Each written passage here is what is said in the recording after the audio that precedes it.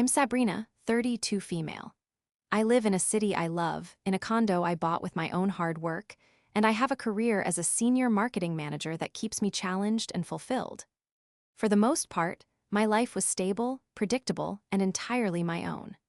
But one phone call from my estranged father threatened to shatter that peace, dragging me into a nightmare of deceit that would force me to choose between the daughter I was raised to be and the woman I had to become. Before this story unfolds, I'd love to connect with you. Please let me know in the comments where you're watching from and what time it is in your corner of the world. It's amazing to see how far these stories can travel. The call came on a Tuesday. I remember the specific banality of the moment. I was standing in my kitchen, meticulously chopping vegetables for a salad, the rhythmic thud of the knife on the cutting board a calming soundtrack to an otherwise unremarkable evening. My phone buzzed on the granite countertop, the screen displaying a name I hadn't seen in over a year. Dad. A knot of anxiety instantly tightened in my stomach. My relationship with my father, Arthur, was complicated. After my mother passed away 10 years ago, he drifted, becoming a man I barely recognized. He sold our family home, moved 2 states away to a sunny retirement community, and took up with Tiffany, a woman 20 years his junior whose personality seemed to be composed entirely of spray tan and saccharine platitudes. Our calls were infrequent, usually revolving around holidays or his thinly veiled requests for money to fund his and Tiffany's latest investment, which was typically a cruise or a new set of golf clubs. I let it ring 3 times before my conscience got the better of me. I wiped my hands on a dish towel and answered, bracing myself. "Hi, Dad." "Sabrina, Pumpkin, is that you?" His voice was different. Not the usual breezy, salesman charm, but a raw, raspy thing that cracked with emotion. It was the voice he'd used at my mother's funeral. My heart plummeted. "Dad, what's wrong? Are you okay?" A shuddering breath came through the phone. "Not really, Pumpkin, not really." He paused, and I could hear Tiffany's faint, cooing voice in the background. "The doctors, they found something. It's the pancreas, stage 4. The knife fell from my hand, clattering onto the floor. Stage 4. The words echoed in the sudden silence of my apartment, each one a hammer blow against the careful walls I'd built around my life. Pancreatic cancer. I knew what that meant. It was a death sentence. All the old resentments, the years of frustration with his selfishness and emotional distance, evaporated in an instant, replaced by a primal, gut-wrenching fear. He was still my father. What are the doctors saying? What's the plan?" I asked, my voice trembling as I sank onto a kitchen stool. "There's not much they can do with the usual stuff," he said, his voice thick with a despair that felt terrifyingly real. "But there's a place. In Switzerland. It's an experimental clinic. They're doing incredible things, Sabrina. A new kind of targeted therapy. It's my only shot."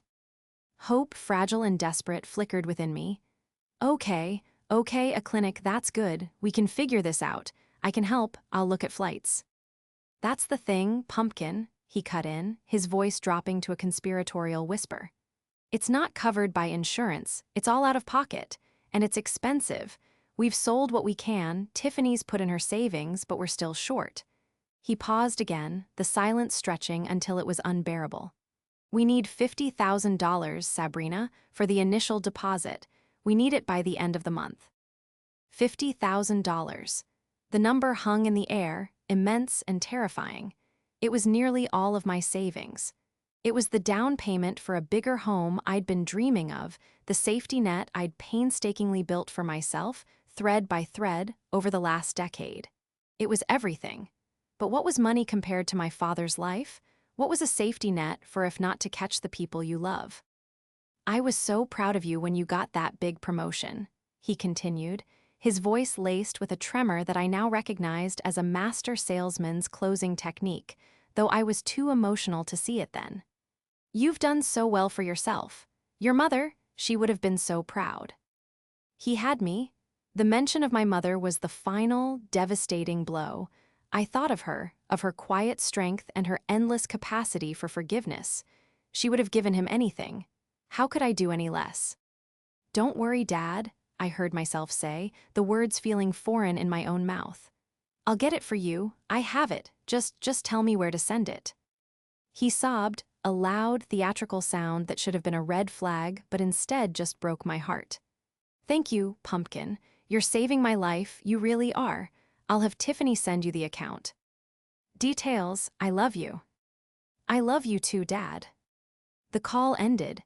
I sat in my silent kitchen for a long time, the chopped vegetables forgotten on the counter. The neat, orderly world I had created for myself had just been turned upside down. I felt a profound sense of grief and terror, but also a strange, sharp sense of purpose. I was going to save my father's life. The next day, I called my best friend, Jenna. She was an accountant, my opposite in every way, practical, grounded, and immune to the kind of emotional manipulation my father specialized in. I told her everything, expecting her to share in my grief. Instead, her reaction was one of cautious skepticism. Switzerland, 50 grand? Sabrina, are you sure about this? She asked, her voice laced with concern. Have you seen any medical documents? Spoken to a doctor? Jenna, he has pancreatic cancer, I snapped, more harshly than I intended. He was crying. This isn't the time for an audit, he's my father. I know he is, she said gently. And I know you love him. But Arthur, he has a history. Remember the can't miss, real estate venture in Florida that ate your college fund? Or the time he needed 5 grand for an emergency surgery that turned out to be Tiffany's veneers? I flinched. She was right, of course. My father's financial history was a long, sad story of bad investments and selfish choices. But this felt different. This was life and death. The stakes were too high for him to be lying. He couldn't. This is different, I insisted, trying to convince myself as much as her. I heard it in his voice. He's scared, Jenna. I have to do this. Okay, she sighed, recognizing my resolve. But promise me one thing. Do a wire transfer, not a cashier's check. Create a paper trail. And get the name of this clinic. Let me at least look it up, see if it's legitimate. I agreed, mostly to appease her. Tiffany sent over the wire information a few hours later. It was a domestic account at a major national bank, not an international one, which she explained was a third-party financial services company that handled payments for the Swiss clinic to avoid international transfer fees. It sounded plausible enough. The clinic's name was Vitanova Advanced Oncology. When I Googled it, a sleek, professional-looking website appeared, complete with testimonials and photos of smiling doctors in a pristine Mountain View facility. It looked real. It felt real. The next morning, I walked into my bank, my heart pounding with a mixture of fear and filial duty. I sat down with a personal banker and authorized the transfer of $50,000. It was the largest sum of money I had ever moved in my life. As the banker processed the transaction, a small, nagging voice in the back of my mind whispered Jenna's warnings, but I silenced it. I was doing the right thing. I was giving my father a chance to live. As I signed the final form, I felt a tear slide down my cheek. It was a tear of grief, of love, of sacrifice. I had no idea it was also a tear for the daughter I used to be, the naive girl who still believed her father was capable of telling the truth. The days following the wire transfer were a strange, suspended reality. I walked through my life, attending meetings, managing campaigns, grocery shopping, but my mind was thousands of miles away in a sterile, imaginary clinic in the Swiss Alps. Every ping of my phone sent a jolt of anxiety through me. Was it news? Was he okay? Had he arrived? My father, however, was strangely silent. I tried to tell myself it was for the best. He needed to focus on his health, on the grueling treatments ahead. The less he had to worry about, the better. I called him the day after the money was sent. Tiffany answered, her voice a bright, chirpy sound that was jarringly at odds with the gravity of the situation. Oh, Sabrina, honey, he's resting right now. The preparation for the trip is just taking so much out of him, you know? But he's so grateful. You've given him the gift of hope. Of course, I said, trying to keep my own voice steady. Just tell him I love him, and let me know when you have flight details. Will do, sweetie. We'll be in touch soon. Kisses. The line went dead. Days turned into a week, then 2. My attempts to get information were met with a series of frustratingly vague deflections from Tiffany. When I called, Arthur was always sleeping, or in a consultation with the clinic's pre-travel team, or too weak to talk. The excuses were plausible enough to keep my immediate panic at bay, but a seed of unease was beginning to sprout in the pit of my stomach. Jenna's cautious words echoed in my mind. "Have you heard anything concrete?" she asked during our weekly dinner. I pushed a piece of lettuce around my plate, my appetite gone. "Not really. Tiffany just says they're getting ready. She said the clinic requires a lot of preparation before they even travel. Special diets, pre-treat. Meant medications, it's very complex." Jenna put her fork down, her expression serious. "Sabrina, did you ever get any paperwork? A letter of admission from this Vita Nova place? An invoice? Anything with his name and their letterhead on it?" I shook my head, feeling a flush of embarrassment. "No, it all happened so fast. She sent the wire details and I sent the money." "And the account was a domestic one, right? Not a Swiss bank?" "Yes," she said it was a third-party payment processor. To make things easier. Jenna's brow furrowed. "That's convenient. It also makes it virtually untraceable to a specific Swiss entity without a subpoena. Look, I'm not trying to scare you, but none of this feels right. A world-class clinic doesn't operate this way. They have international billing departments. They send detailed admission packets. They don't use some vague payment processor and then go silent." Her logic was undeniable, a sharp, cold splash of water on my emotionally clouded thinking. But accepting it meant accepting a possibility so monstrous I couldn't bear to consider it. That my own father would lie about dying to steal my life savings. It was unthinkable. "He wouldn't," I whispered, more to myself than to her. "He just wouldn't." "I hope you're right," she said, her voice softening. "I really do." 2 more weeks passed. My anxiety grew into a constant, heavy dread. My work suffered. I was distracted and irritable. I left voicemails that went unreturned. I sent texts that were answered hours later by Tiffany with chipper, empty updates. Arthur's spirits are high, the doctors are so optimistic. But there were never any specifics. No travel dates. No updates on his condition. No word from my father himself. It was like he had vanished. The silence was becoming deafening. My breaking point came on a Friday afternoon, exactly 1 month after the transfer. I was sitting in my office, staring blankly at a marketing report when I decided I couldn't take it anymore. I needed to hear his voice. I needed proof. I dialed his number, and for the 10th time that week, it went to voicemail. But this time, I didn't hang up. In a fit of desperation, I called Tiffany's phone. It rang once, twice, and then I heard a click. "Hello," it was my father's voice. Not the weak, raspy whisper from a month ago, but the old Arthur. Strong, confident, and slightly irritated. Relief washed over me so intensely it made me dizzy. "Dad, oh, thank God, it's me. I've been so worried. How are you? How are you feeling?" There was a sudden, sharp silence on the other end. I heard a muffled curse, then the sound of the phone being passed. Tiffany's voice came on the line, strained and overly sweet. "Sabrina? Honey, I'm so sorry. He was just having a good moment and picked up. He really shouldn't be talking. He needs to conserve all his energy." "But he sounded strong," I said, the seed of unease blooming into full-blown suspicion. "Good days and bad days, sweetie. You know how it is," she said quickly. "The pre-treatment medications are helping with the symptoms, which is a wonderful sign. We're so optimistic.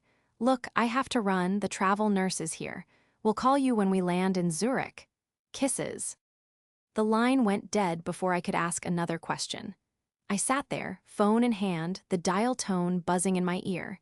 He didn't sound sick. He sounded annoyed, like I had caught him in the middle of something. A travel nurse. Zurich. It all sounded so real. So why did it feel so profoundly fake? Why did my body, from the tips of my toes to the roots of my hair, feel like it had been plunged into ice? That night, I couldn't sleep. I paced my apartment, replaying every conversation, every excuse, every single word. The smooth, professional website, the domestic bank account, the month of silence, his strong voice on the phone. It was a puzzle, and the pieces were starting to form a picture I didn't want to see. I thought about the money. $50,000. Gone. An act of faith, a gesture of a daughter's unconditional love.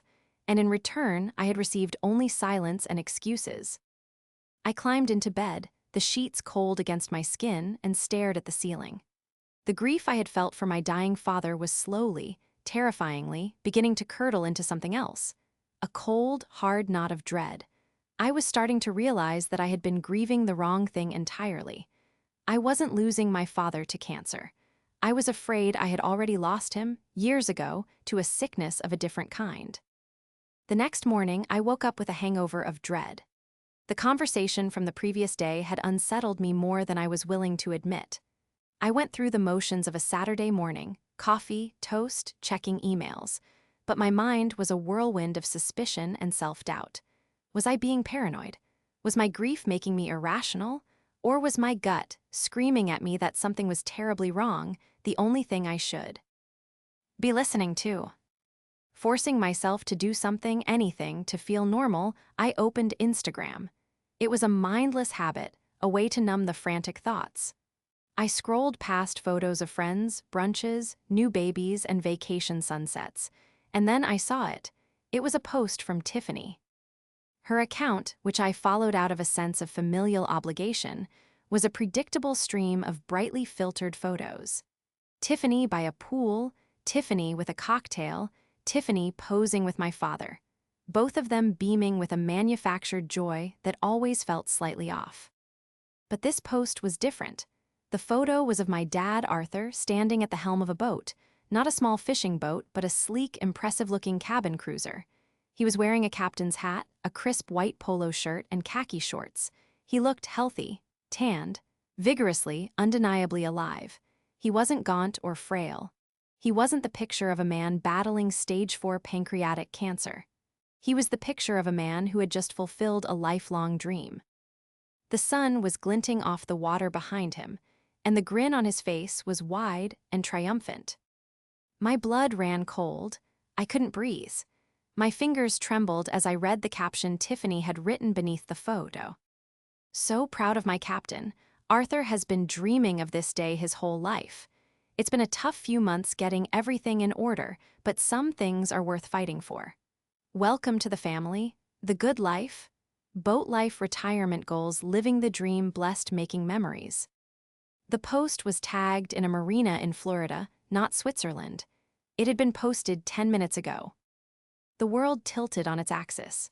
The good life. A tough few months getting everything in order. Some things are worth fighting for.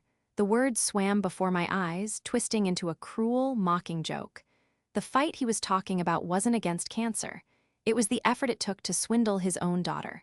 My $50,000, the money I had given him to save his life, my entire financial safety net, wasn't funding experimental therapy. It was a down payment on a boat. A sound escaped my lips, a strangled gasp that was half sob, half scream. The grief I had been carrying for a month, the gut-wrenching sorrow for my dying father, instantly curdled into something white-hot and volcanic. It was fury, a pure, unadulterated rage that was so intense it left me shaking. The betrayal was so absolute, so profoundly cruel that my mind struggled to even process it. He had used the memory of my mother. He had weaponized my love for him.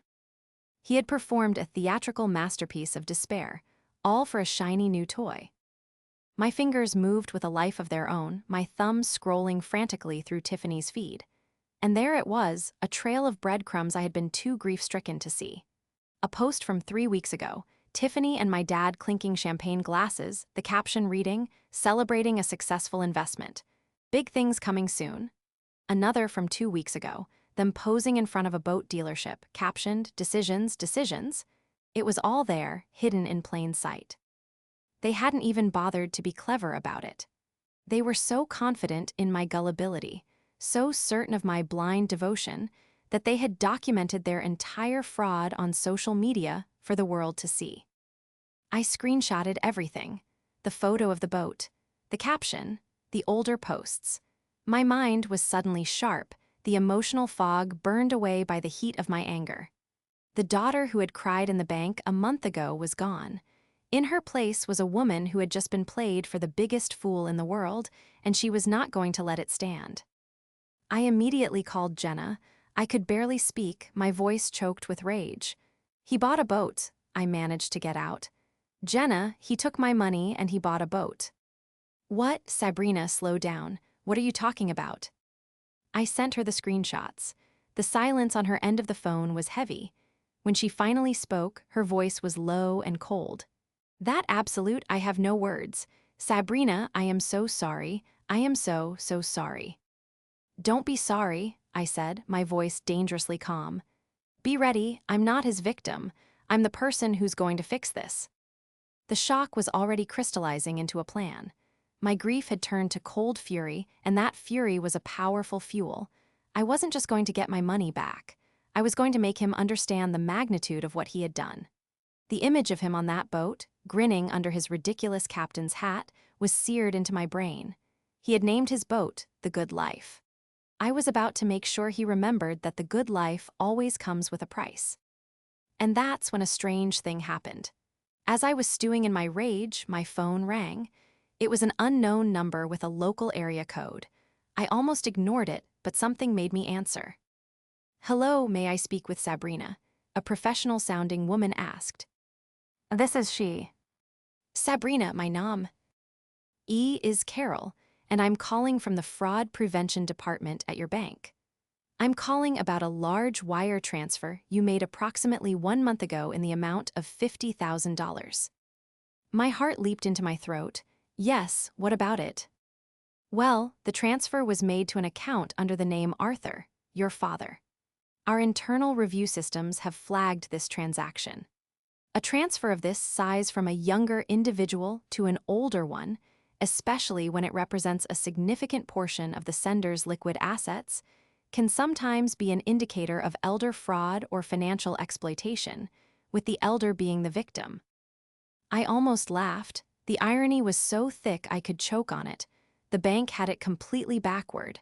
They were worried that my father was the victim. They thought he was the one being scammed.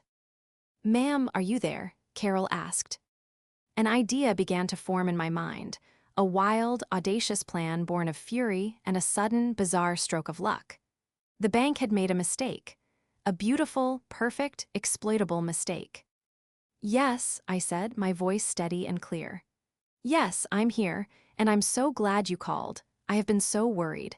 I think my father is being taken advantage of, and I need your help." The game had just changed. "I'm sorry, could you repeat that?" Carol from the bank's fraud department asked, a note of genuine concern in her voice. "You believe your father is being exploited?" "Yes," I said, leaning into the lie with a conviction that surprised even myself. My rage had forged a new kind of clarity. "I'm his only daughter. He's retired, and lately he's gotten involved with a much younger woman. Her name is Tiffany. She has very expensive tastes, and I'm worried she's manipulating him for his money. This transfer, it was for a miracle cancer treatment in Switzerland. He called me, crying, saying he was dying. I sent him my life savings."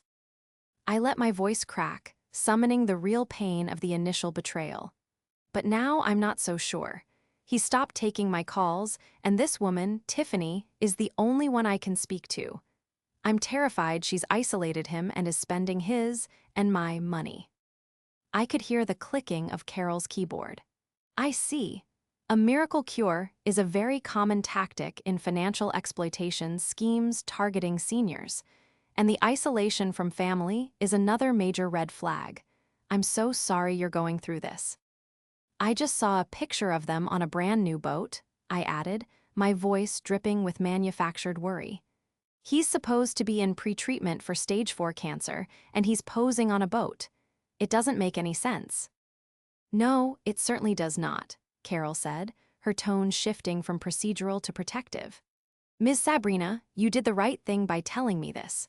Our primary concern is protecting our clients from fraud. Since your father is the recipient and an elderly client, our Elder Fraud Protection Unit can get involved. We can place a temporary hold on the receiving account pending an investigation. This would freeze all assets, including the funds you transferred." It was more than I could have hoped for. "You can do that. You can freeze the account." Under these circumstances, yes, we would need you to file a formal report, which you can do online or in person. Given the details you've provided, the sudden, large transfer, the unverifiable medical claim, the new partner, the isolation, and the suspicious luxury purchase, we have more than enough cause to initiate a review. The freeze would be immediate. Thank you, I said, my voice filled with a relief that was entirely genuine, even if its cause was not. Thank you so much. You have no idea what a weight that is off my shoulders.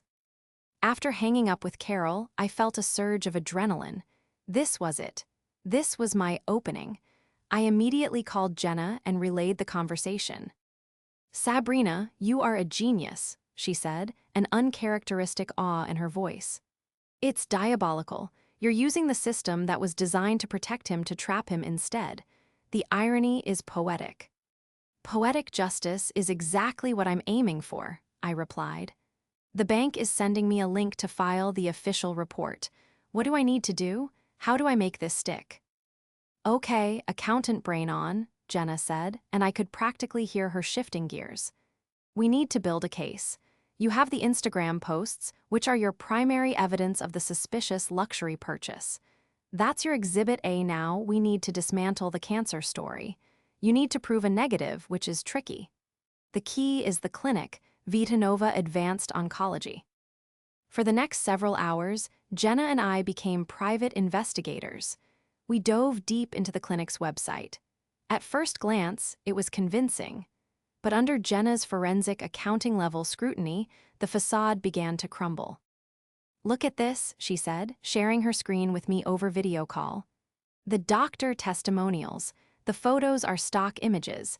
I just did a revere. E-image search. This smiling Dr. Alastair Finch is also a model for a dentist's office in Ohio and a real estate agent in Arizona. He.s. happy senior man on 3 different stock photo websites. My jaw dropped. We checked the other doctors. It was the same story for all of them. The pristine Mountain View facility, a stock photo of a luxury spa hotel in Austria, the glowing patient testimonials. The names were generic, the stories vague, and there were no verifiable sources. The whole website is a shell, I breathed, a fresh wave of sickness washing over me at the sheer premeditation of the scam. It gets better, Jenna said, her fingers flying across her keyboard. I'm looking up the domain registration. It was created 2 months ago, registered for 1 year. The registrant information is hidden behind a privacy service, of course. This website was likely built for the sole purpose of fooling you, and it probably cost them $100. He hadn't just lied. He had constructed an entire fictional reality, a digital stage on which to perform his grand play of a dying man. He had anticipated that I would check, and he'd built just enough of a set to make the lie believable for someone who wanted desperately to believe it. Okay, what's next? I asked, my voice hard. The money trail, Jenna said. You have the account number you wired the money to. In your report to the bank, you need to emphasize that Tiffany provided these details and that you were told it was for a third-party payment processor for the clinic. This supports your narrative that she is the one controlling the finances. I spent the rest of the afternoon crafting the report for the bank's fraud department. I wrote it as a terrified daughter, piecing together a puzzle of deception. I attached the screenshots of the Instagram posts, the reverse image search results of the fake doctors, and the domain registration information for the phony clinic website. I detailed every vague conversation with Tiffany, every unanswered call to my father. I painted a picture not of a willing participant, but of an elderly man being led astray by a predator, a man whose cognitive state I was deeply concerned about. It was a masterpiece of fiction, grounded in the ugly truth. After I clicked submit, a profound sense of calm settled over me. The investigation had been cathartic. Unraveling their web of lies, piece by piece, had transformed my helpless rage into focused, strategic action. I was no longer the victim of their story. I was the author of its ending. The bank's confirmation email arrived less than an hour later. It was short and to the point. Thank you for submitting your report. Pursuant to our elder fraud protection policy, a temporary hold freeze has been placed on account number XXXXXXXX pending a full investigation. The account holder has been notified.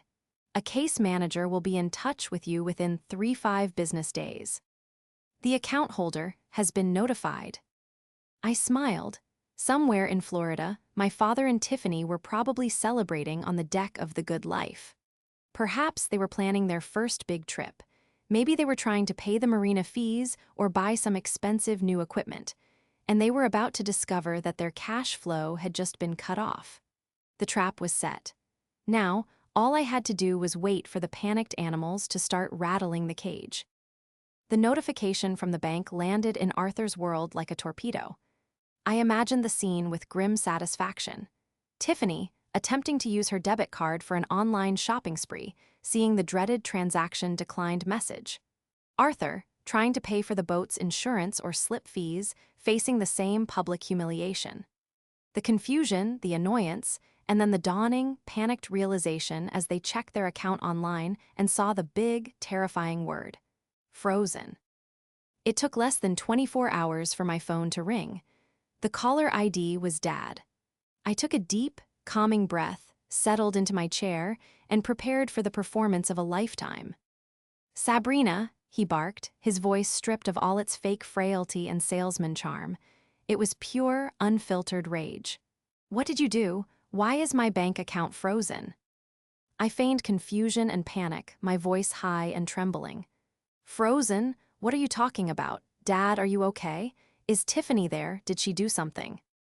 "Don't you play dumb with me," he roared. "The bank said a fraud report was filed by a family member. That's you. What the hell is going on?" "A fraud report?" I gasped, injecting a note of horror into my tone. "Oh my God, it must have been the bank. I spoke to them yesterday. They called me." "The bank called you? Why?" he demanded, his anger momentarily tempered by confusion. "They were concerned about the transfer I made to you. They said a large sum of money going to an older person can be a sign of fraud, that you might be the one being victimized." I told them IW. As worried too, I told them about Tiffany, about how I haven't been able to speak to you, about this cancer treatment that I couldn't find any real information on.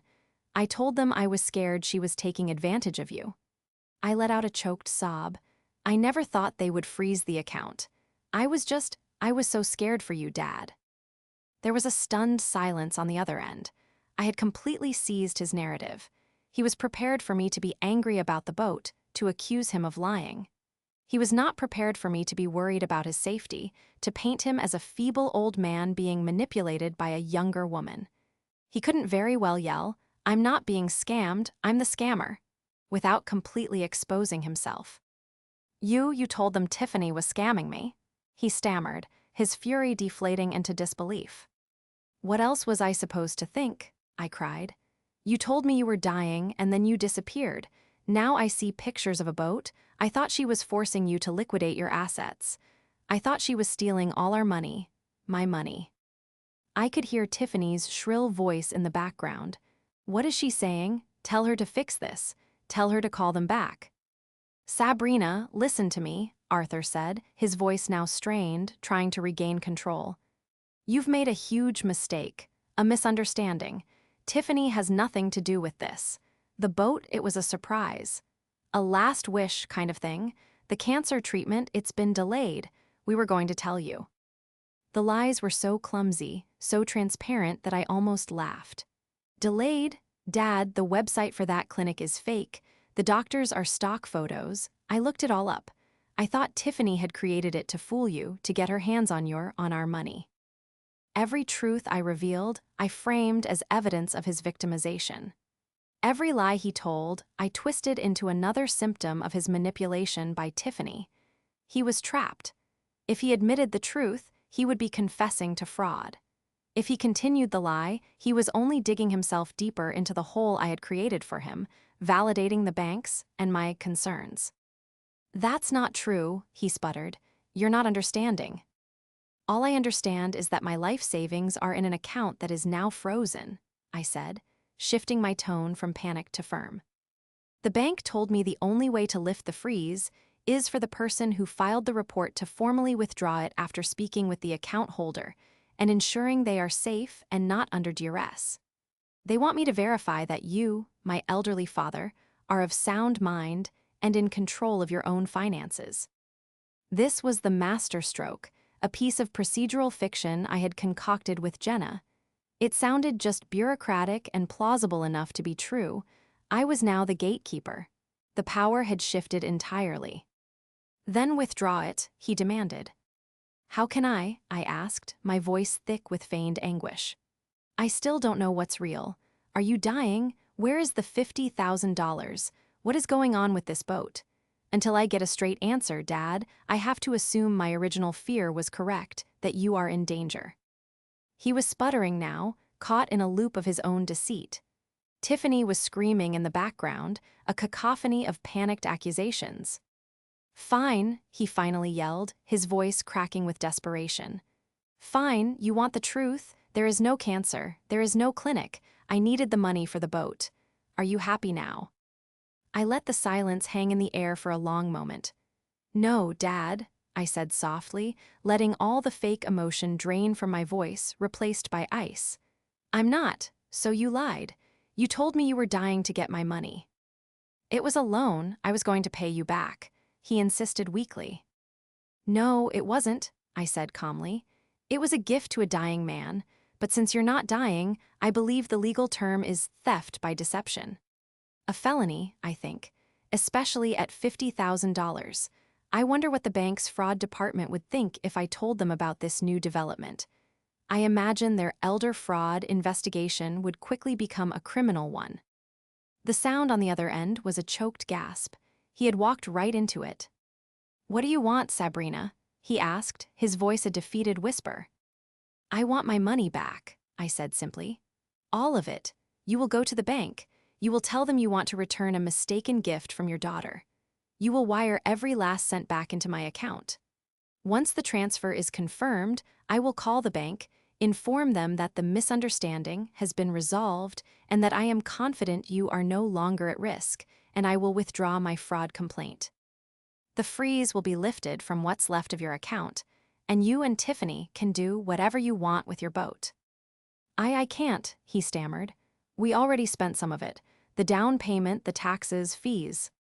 "Then I suggest you find a way to get it back," I said, my voice leaving no room for negotiation. "Sell something? Tiffany can sell her jewelry.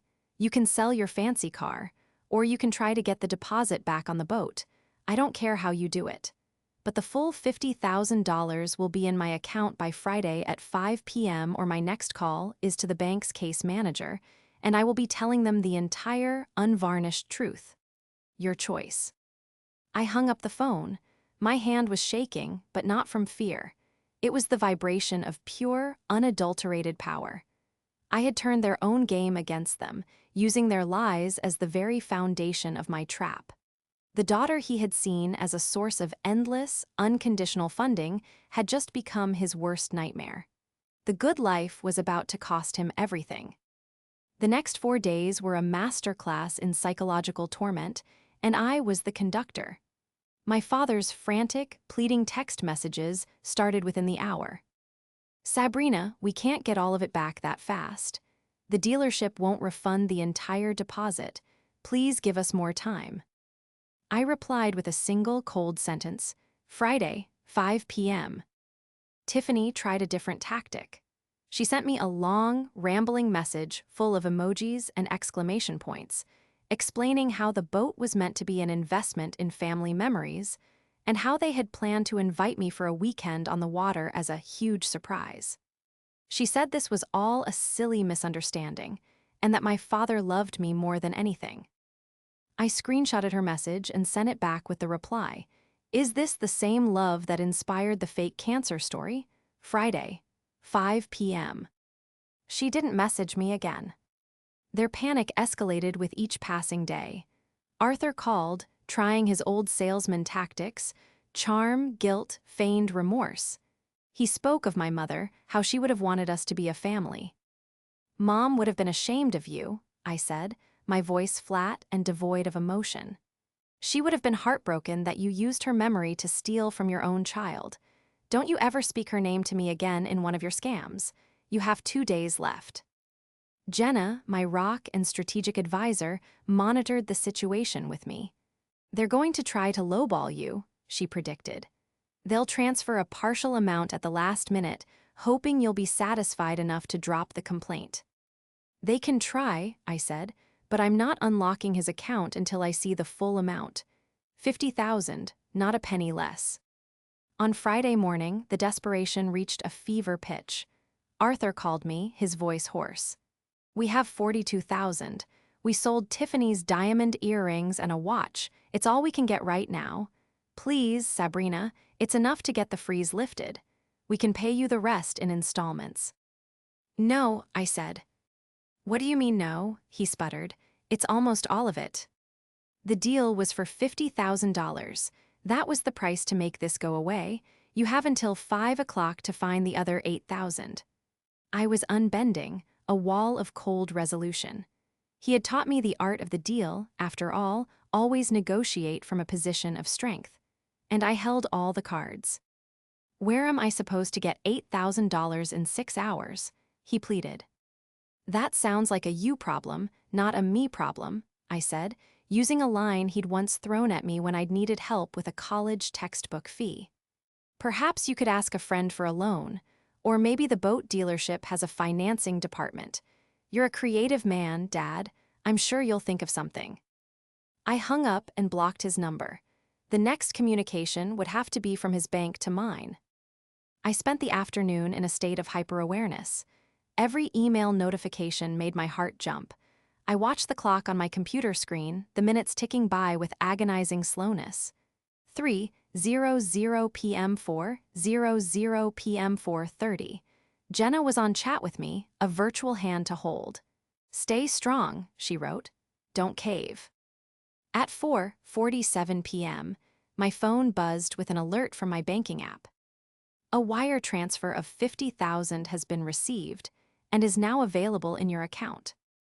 I stared at the screen, the numbers shimmering as my eyes filled with tears. But these weren't tears of sadness or grief. They were tears of relief, of victory, of a bitter, hard-won vindication. He had done it. He had found the money. I took a screenshot and sent it to Jenna. Her reply was a string of celebratory emojis. I waited a few minutes, letting him stew, then unblocked his number. I dialed the bank's fraud department, got Carol on the line, and officially began the final act. Carol, it's Sabrina. I'm calling about the fraud report I filed concerning my father, Arthur. Yes, Sabrina, how can I help you? I'm happy to report that the situation has been resolved, I said, my voice clear and professional.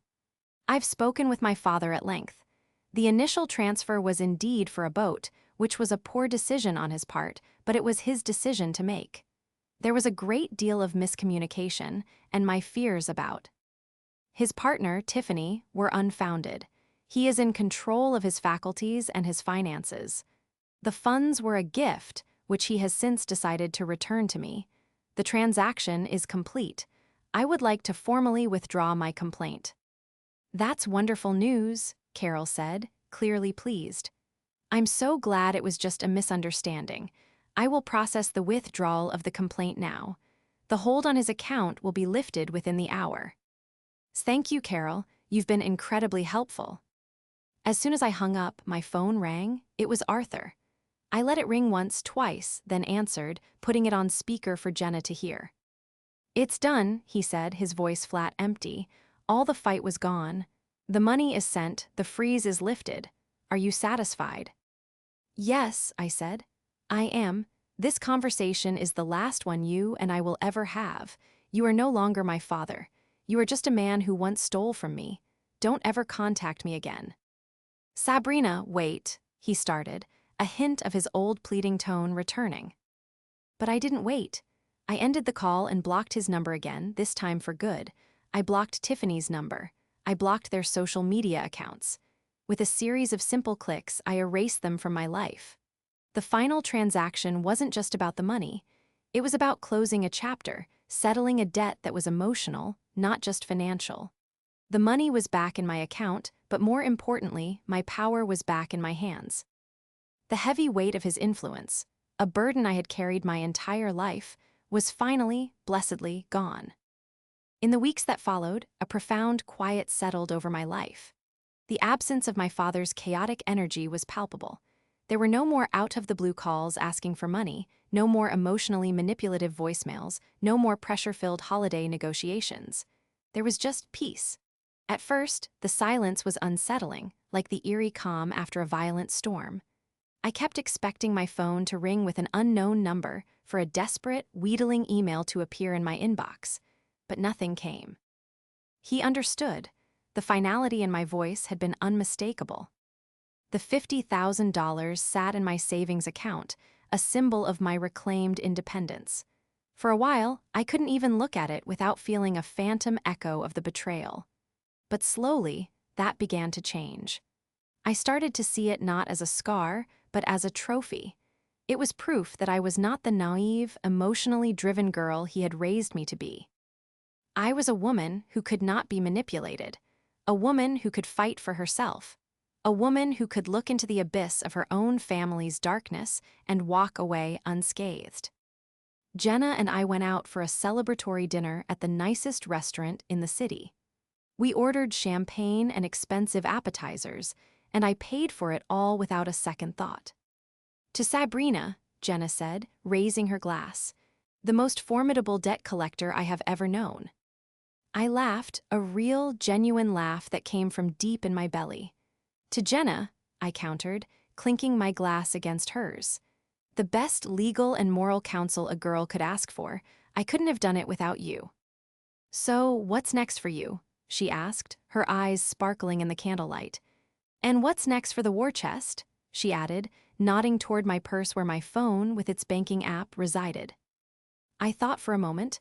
The money had originally been my safety net, my down payment on a future home, but the experience had changed my perspective.